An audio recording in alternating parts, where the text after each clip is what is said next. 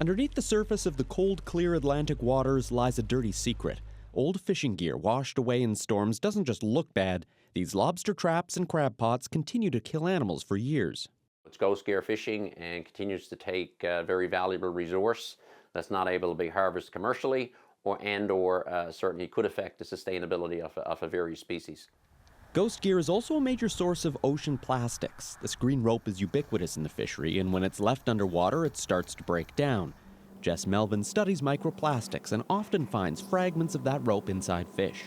So many of these marine species that are potentially could be ingesting plastics are also important wild food species.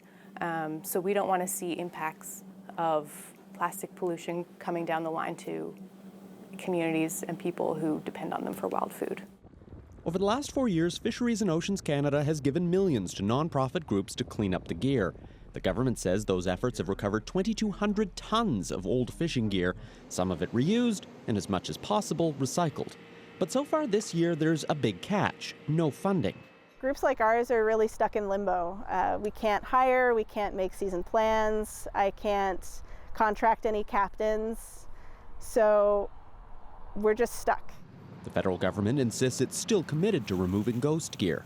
The timelines may be a little different from last year, but the intent is still there to work with those groups to ensure that that they are actively involved in being the stewards of the ocean.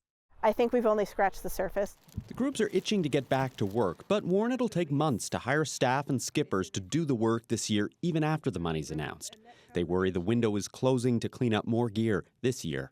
Peter Cowan, CBC News, St. John's.